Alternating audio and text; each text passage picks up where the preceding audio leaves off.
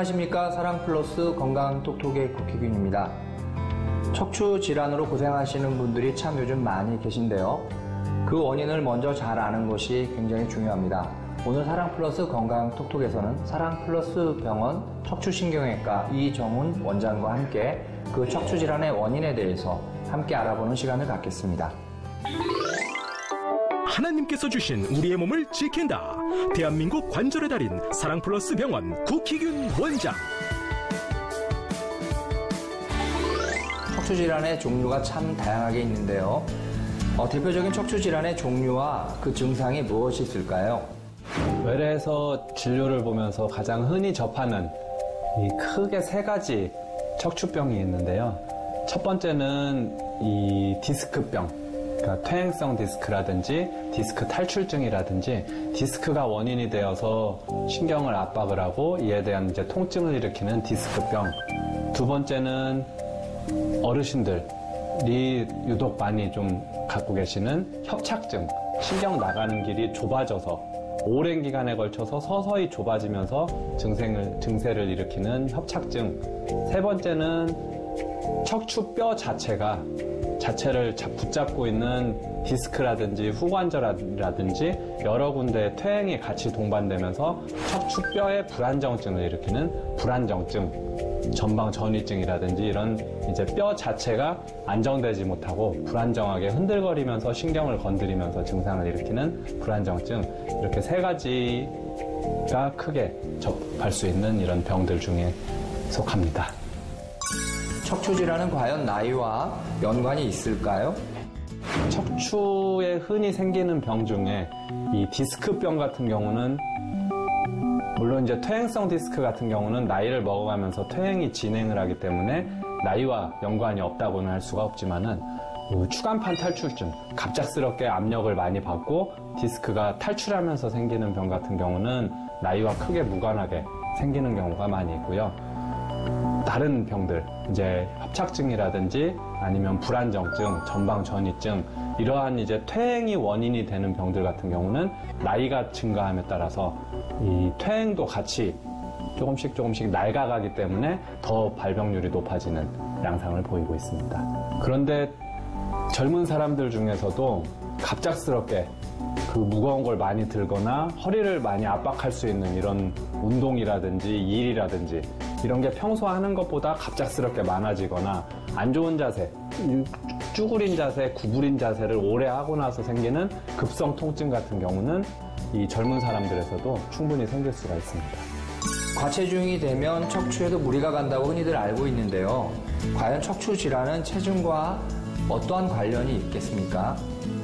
대개 척추 자체가 우리 몸을 지지하는 이 주춧돌, 기둥 같은 역할을 하기 때문에 장기간에 걸쳐서 서서히 체중이 증가한 경우에는 척추도 요거에 적응을 하지만은 단기간에 걸쳐서 갑작스럽게 체중이 증가한 경우에는 아주 악영향을 많이 줍니다.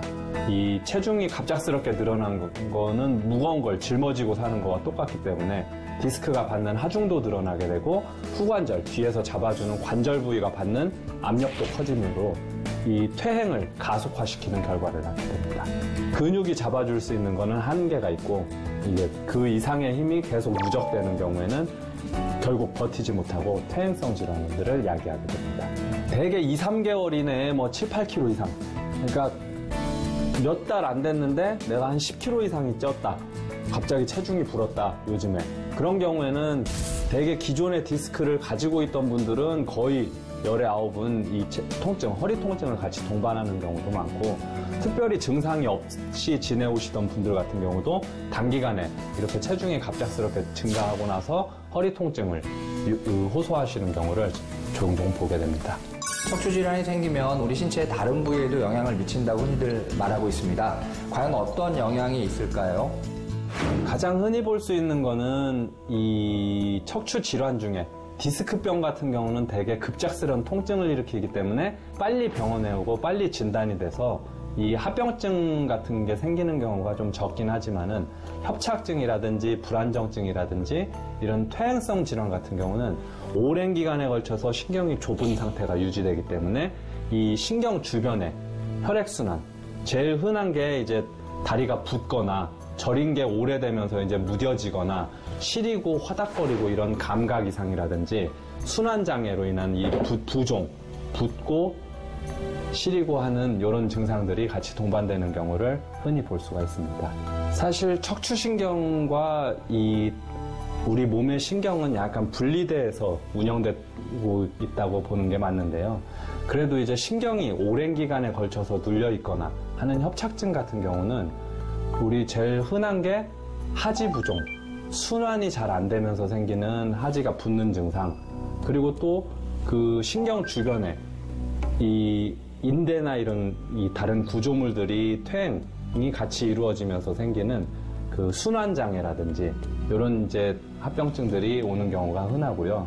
또 한 가지는 협착증 같은 경우는 신경이 좁아지면서 생기는 병이기 때문에 이 보행 패턴이 조금씩 바뀌게 되면서 이 무릎이나 발목에 있는 연골 부위가 한쪽만 다르면서 전반적인 보행 패턴이 바뀌면서 생기는 관절염이라든지 이 발목 부위를 잘 접지르거나 신경 주변에 이제 이 감각이나 이런 게 떨어지면서 생기는 부대적인 이런 합병증들을 일으키는 경우를 흔히 볼 수가 있습니다.